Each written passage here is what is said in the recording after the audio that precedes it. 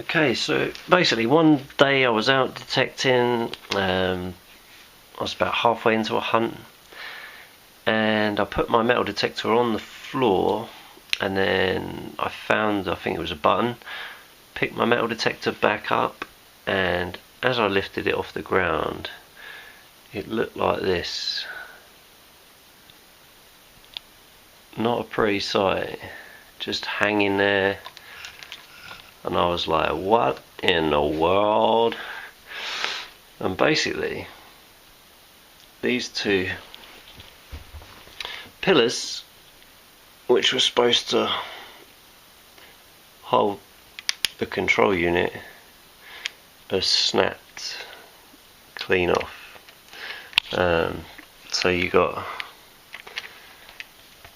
the screws that go in the back. And I think what had happened is I'd taken this apart a few times, and normally when I put it together I like to tighten everything up, make sure it's not like creaking about. And when you over tighten these, basically because the screws go into the back of this and they're sort of self-tapping screws, it kind of makes it a bit of a weak point, cracks in here. And these pillars, after a bit of time of this machine just constantly doing this, when you're swinging it left right, eventually they're just going to go ping. And this hasn't just happened to me, I've seen it on forums, and I've seen people's kind of horrible attempts of getting their machine back up and running again in some way or another, or just drilling those holes and making them a bit deeper, which makes another threaded screw go even deeper into this casing, which might make it crack and not even become waterproof anymore. I decided to look at my own way of doing it, so I'm going to show you what I came up with.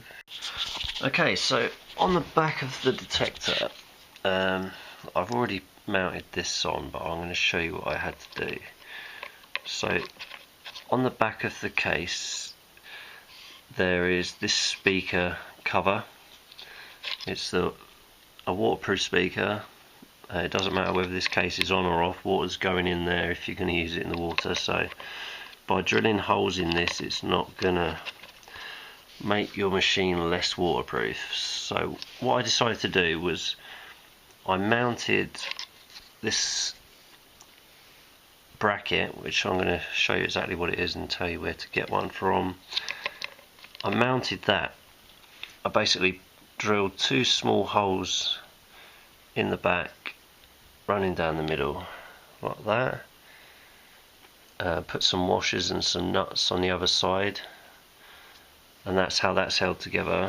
And then that basically goes back on there, and I still use the original screws to hold this to the unit, and then this goes around the shaft, this bit there.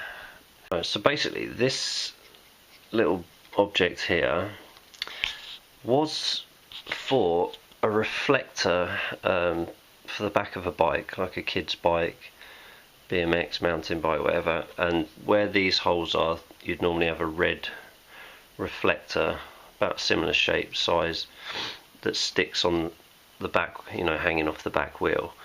And when I saw this, I thought, oh, that looks almost good enough for me to put on the shaft and have my machine. And you can change the angle of this, which is using that screw there, so you get to tilt it to the right angle that you need your machine at when it's on the shaft.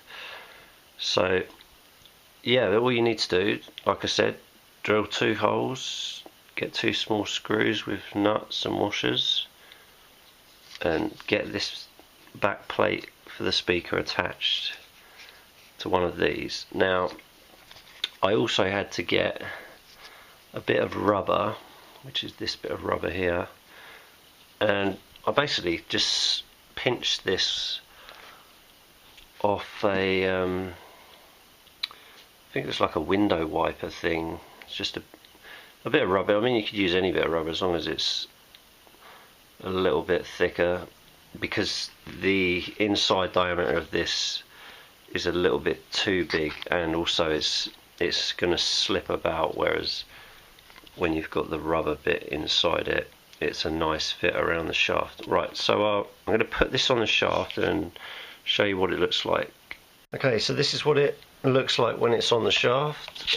It's quite solid. I can't even twist it or move it around. It's not going anywhere. It's not going up, down, left or right. It's going to hold out. I've already been out on a few digs with it. I just thought I'd strip it down again and show people what I've done to get over this problem with it not looking a mess. And fairly cheap. I mean, I don't think these are more than a few quid for a reflector for a BMX. Probably can take one off an old bike that doesn't even want one on it. Anyway, right, so I'm going to put the machine on to this bit now, and I'll show you what it looks like complete. Right, so I've got it attached to the machine now.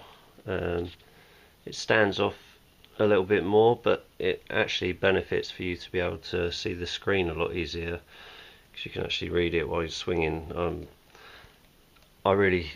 I didn't like having to, each time when you're swinging, you have to kind of tilt the machine up a bit to read the screen, but with this bit of a mod, you actually don't need to, because you can angle the screen so that you can see it a lot clearer. But yeah, it's definitely worth doing if yours has broken and you were trying to think of a way of how you can support it. This is what I've done. It's a very good, nice, tidy mod, and otherwise you would have to get a new whole shell for your machine, which isn't going to be easy, because you're going to have to change all of these sockets out and redo the thing from scratch, and Garrett will probably write the machine off with this problem anyway and just send you a new one out at cost. So this is the view of what you'll be looking at once your machine's fixed and you're swinging. It's going to look just like that. You're going to be able to see the screen far easier. It doesn't change the weight aspect of the swing. It's no different at all. Yeah, I just thought I'd share that with you, because I didn't really have much to go on. I just had to use my own intuition and come up with a solution. And this is my solution. Just use a bike reflector bracket, some screws, washers and some nuts, and you'll have your machine back up in no time. Alright, this helps somebody out there. Alright, thanks for watching, guys. Bye.